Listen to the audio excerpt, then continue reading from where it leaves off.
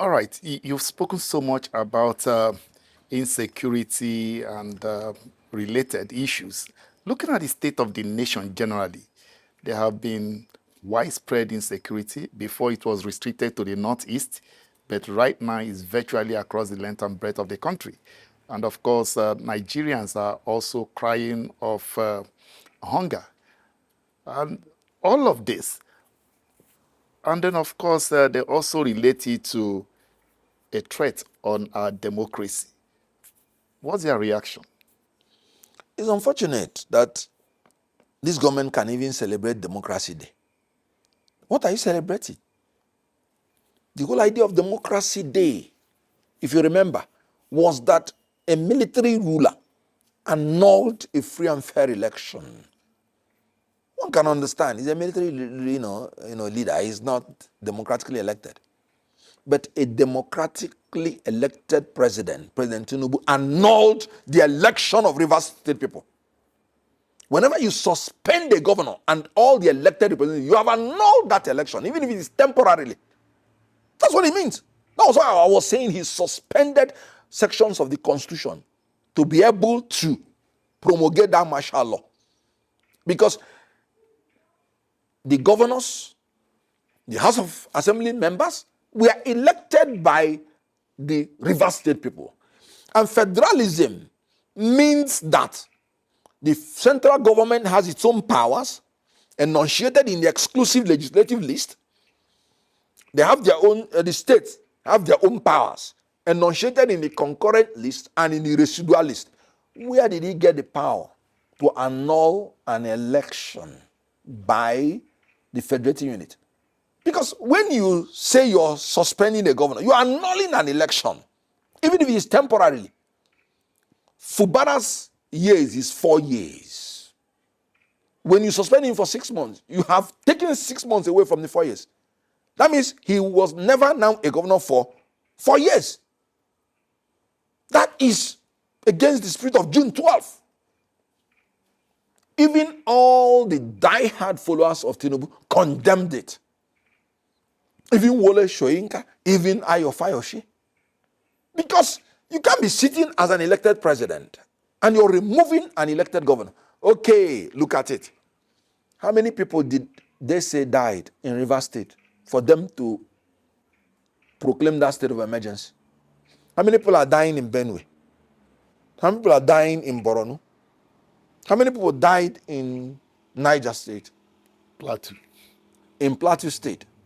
And then, where is the state of emergency? You know, in South Korea, the Constitutional Court, in agreeing that the president of South Korea should be removed for declaring martial law and trying to remove constitutionally elected government, they said no, political logjam should be settled politically, not by the declaration of martial law. What was going on in Rivers State was a political logjam. It was not anything that has to do with security of Rivers State. And Tinubu, being a central government, has no business to interfere in a federating unit by the principle of federalism on how they settle their political logjam, because the constitution is very clear. You can impeach the governor, you can remove him. That is the only acceptable way of removing a governor, by the constitution, section 188. Then the governor can die, and then God has removed him. He can resign. He can be permanently incapacitated and be removed. So that is the only way you can remove a governor, by section 188, 189. And the governor cannot come into existence except through election. But Tinubu cancelled the election of Fubara and brought in a military man to govern Rivers State. This was exactly what happened in June 12th. Babangida cancelled the election and brought in a Shaneko. And then Abacha came in. And that was how they continued until Abiola died. If anything happens to Fubara now before 6 months, is that not the reputation of Abiola issue? Because you don't have any right over somebody's life. So what Tinubu did was exactly what Babangida did in June 12th. So let him stop blaming Babangida for annulling June 12th, because he has annulled the election of Rivers people, even if it is temporarily. Because take away 6 months, it is no longer 4 years. That is the constitutional mandate. So he annulled the election for 6 months. So the kettle should stop calling the pots black. This is a black democracy day, and it will go into history that an elected president has annulled the election of Rivers State people to impose on them a military man for no reason, because the constitution is clear on what state of emergency entails, and it has nothing to do with removing elected representatives. Goodluck Jonathan declared state of emergency in 3 states, opposition states, and did not remove any governor. And Tinubu declared the state of emergency in Rivers State and used it to usurp the power of the opposition party. No other person has done it. When Obasanjo declared his own state of emergency, it was only in the states that are governed by his own party. But Tinubu used his own to grab power of Rivers State. And Tinubu is now the person presenting the budget of Rivers State illegally to National Assembly. And National Assembly illegally approved through voice vote Tinubu's proclamation. You see how everything, we're waiting for the courts to know whether they will complete the illegality or that they will rule according to law. So I don't want to comment on that since it is sub judice. So the issue is that this is a black democracy day, just like everything this government has been doing, imposing on us black economic policies that makes inflation to become galloping inflation. Look at energy costs, astronomical. We are paying almost 1,000 naira per liter. Look at the salaries of workers.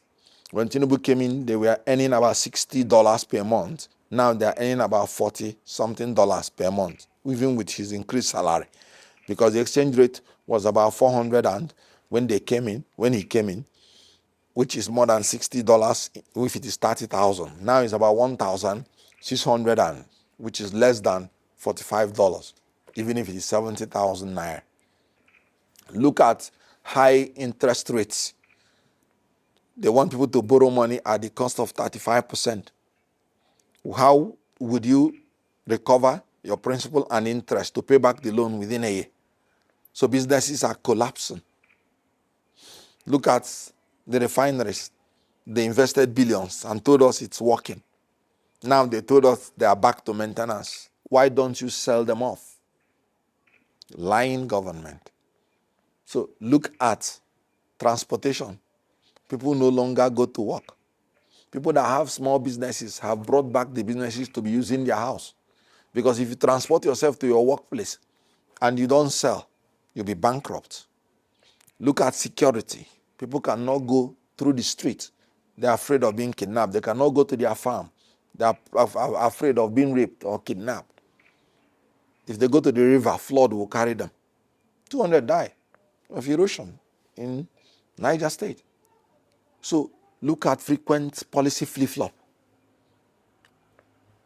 So where would you say that this government has excelled to make me to say, please, let's give them one more chance? I can't see.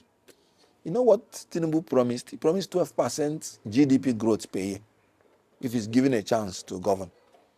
Now, even with all the figures, they're saying about 3-point-something%. That is about 25% achievement from the promise that he made. That's F. 25 out of 100 is what? F. So this government summarily is an F government. Thanks for checking out Symfoni on YouTube. Please be sure to subscribe and like our videos for updates.